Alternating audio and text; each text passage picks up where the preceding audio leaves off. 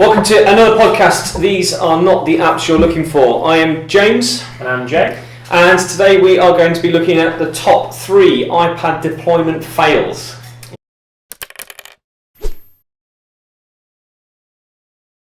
Yep, so these are the top 3 reasons we think why schools don't get value or impact from iPad. So, heading up our list, we've got no vision or plan.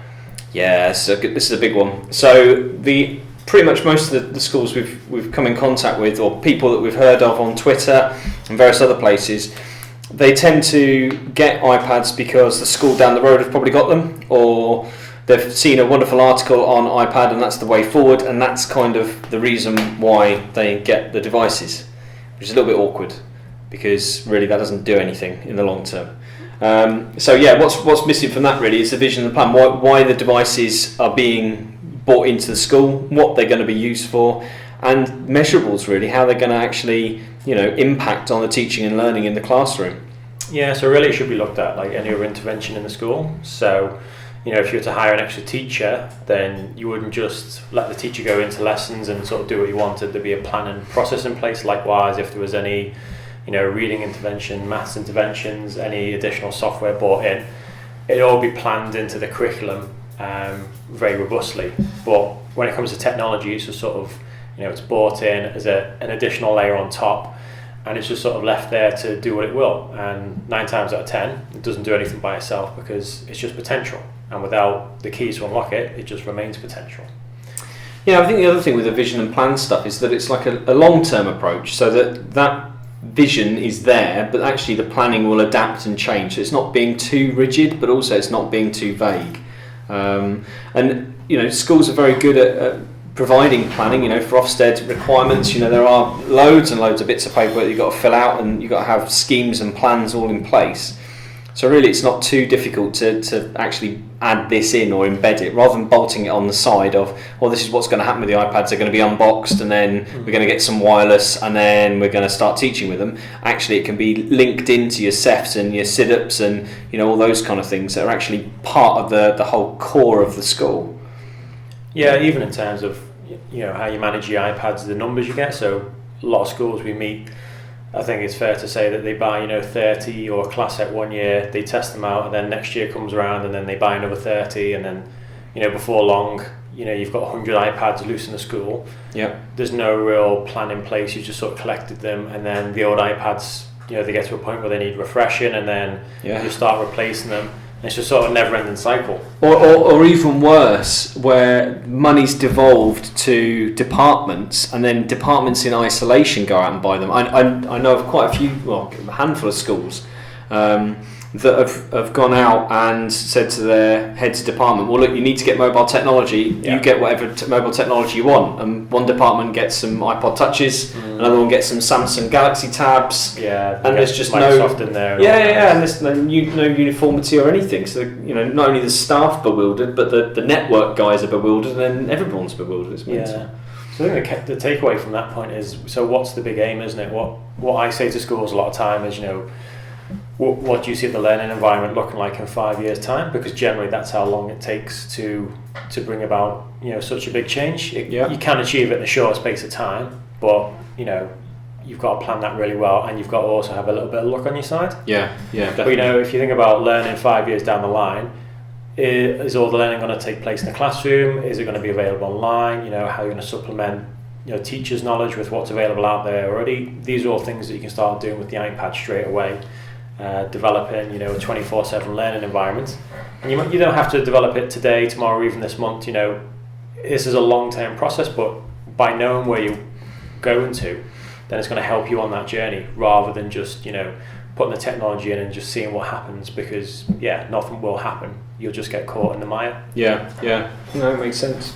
I think that pretty much covers that. I mean, part of the next two is the next 2 points I think we're going to raise actually link into that vision and plan. So I think the big one is the vision and plan stuff. Yeah. Okay, next up on our wonderful list of ways things fail, CPD and training. So continual professional development, staff training, student training, parent training, all those kind of things come under it. from, again, I'm quite passionate about this.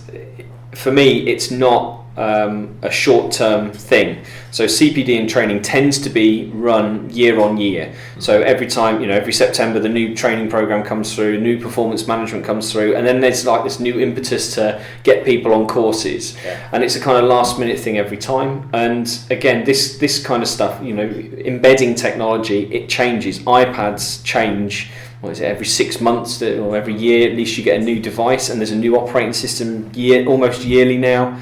So CPD training needs to be an ongoing thing. It needs to be part of the whole plan. It needs to be part of the whole school sort of evolution, really.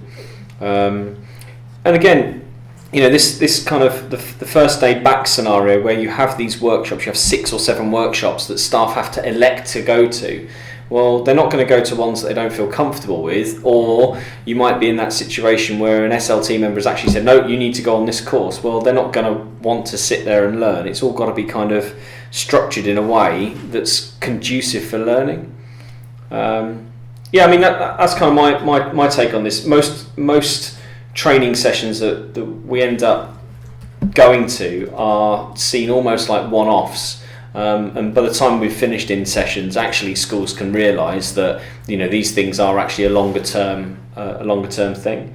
So certainly with the CPD stuff, with looking at mobile devices particularly, there should be, running alongside the actual vision of the project, actually a CPD or a staff training vision and a staff training plan that takes on board all those different levels of people. And we've spoken about this before, sort of 3 different types of people, the runners, walkers and sprinters in schools. But yeah, that's kind of my take on CPD and training. Yeah, I think it's just, I agree with that. It's got to be planned and it's got to be ongoing. I was just looking up there to see if I could find the research, but I can't. We'll post it in the description afterwards. But yeah, I remember seeing something on the Teacher Development Trust a while back, and they reckoned it was something like, it takes an average teacher something around 70 hours of practice to integrate just one technique into their teaching vocabulary. So when you think if you're going to an inset day with 6 different things on, that's 60 hours for each one of those areas that you're asking teachers to commit to integrate into that. Their classroom experience. So what generally happens is staff go to these sessions, they sit there, they take a load of notes, but then after that the day-to-day grind continues on, and they will just do what they've always done. Yeah, it's just put on the back burner for a bit. Yeah. Cool. I quite like that. That's good stuff. Should we head on to our last point then? Yeah. So the last one on our list of kind of epic fails are curriculum development, or is curriculum development.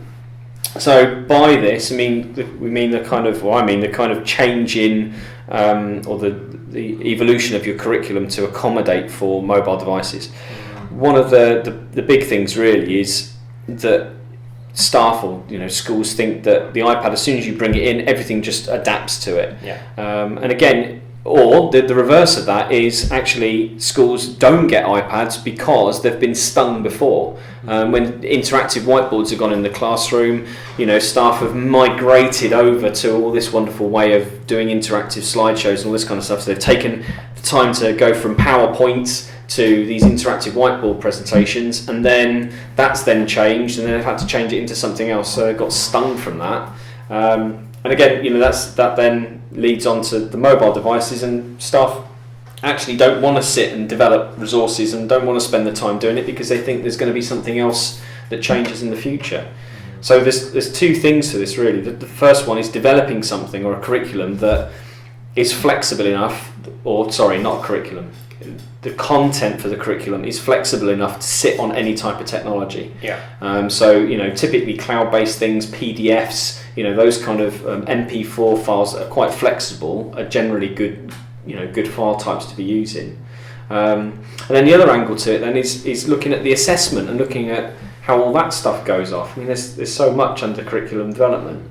Cutting it all back again, I suppose schools have a tendency to go full pelt into this. They'll get bookable class sets. Primaries will get bookable class sets, 1 for each year group, and then expect that just to work. Well, actually, a better approach would be do one, within the plan, actually have it as almost like a wave that goes through school, so that you develop that particular year group or that particular class. Secondary, it works really well. As an example, year 7, the year 7 staff, everyone who has year 7, they develop the year 7 course. Next year, the year 7 course is already done. They then develop year 8. So there's this wave that goes on through the school. Breaking it into chunks. I mean, that's what we do as teachers, is break information down into chunks and plan it. It's the same approach that should be taken with this, really. Yeah, and it's exactly what we named this podcast. Yep. These are not the apps you're looking for. It's not about the apps, is it? Yep. It's about the pedagogy, that middle layer in school. So, how do you evolve your lessons in your teaching practice to incorporate the technology? It's not about, what apps do I use to improve history? What apps do I use to teach English? Yeah. Because all that does is, you just bolt extra things into the curriculum level. Yeah. And you probably more than likely got, a wide and varied enough choice to deliver any of the learning objectives that you need to within school. I think, one of those bits there really is then the assessment, isn't it? It's how does the curriculum, or how does the technology affect the curriculum or the content, and how is that content then assessed? One of the big ones in schools at the moment is, marking and feedback. I'm sure pretty much everybody listening to this, and people who haven't actually, are using sort of red pen, green pen, and having those red pen, green pen conversations, or the tickle pink and green for growth, or whatever the rubbish it is. They're good to some extent, but the technology can actually enhance that further. These devices have got high def cameras on. They've got brilliant microphones, brilliant speakers. Having audio feedback and having video feedback as opposed to or on top of written feedback is awesome. But most schools we go into, even ones that have got one-to-one, aren't even touching that yet, because they haven't thought about it, because it hasn't been planned for, and that's not part of the vision. So there's a whole lot within that. Great, yeah. So if we have, what would your top 3 tips be, James? So for all of this, I mean, just going back over these 3 fails, the vision and planning, you have to have a vision and plan thing somewhere, document somewhere, and you've got to include your staff in that, and your parents and your students. CPD, all the stakeholders. Yeah, all stakeholders. That's the word I'm looking for. Stakeholders. And then the CPD training, I would have more than a one-off thing. Yes, you get some free training if you buy your device from a reputable dealer. Perfect, but that is just purely the starting point. You have to have some form of long-term plan and repeat training. Training that builds upon itself. And recognise the differences in training. So device, app training, so getting the staff comfortable with it. Yep. But then also building the confidence on the pedagogy side, so they can develop their own content and evolve their content.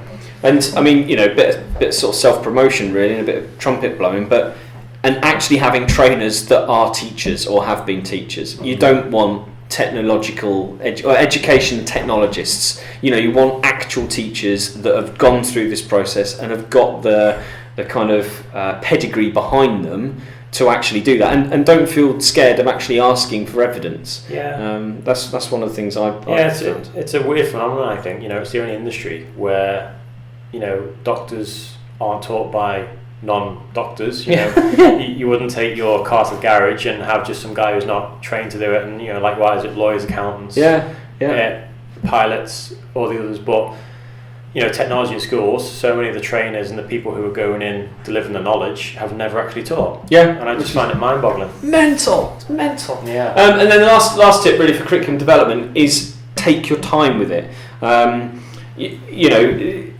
These things don't, courses change continually, but it's a slow change, so don't just drop everything and start something else. Look to the future with things and actually build something that's flexible. There we go. So that is our sort of top 3 deployment fails. I think that's pretty cool. I think that closes it up. So we'd love to hear your feedback on it. So if you agree with us, or if you disagree, if you've got a different set of ones that you think we've missed out, leave them in the comments below if you're on YouTube. Or if you're listening on the podcast, join in the discussion on Facebook. You can find us at facebook.com/LearnMakerUK. If you want to chat to us direct and ask anything, where can we find you, James? I'm at The LearnMaker. And I'm at LearnMakerJ on Twitter. And until next time, thanks for tuning in. See you soon. Cheers.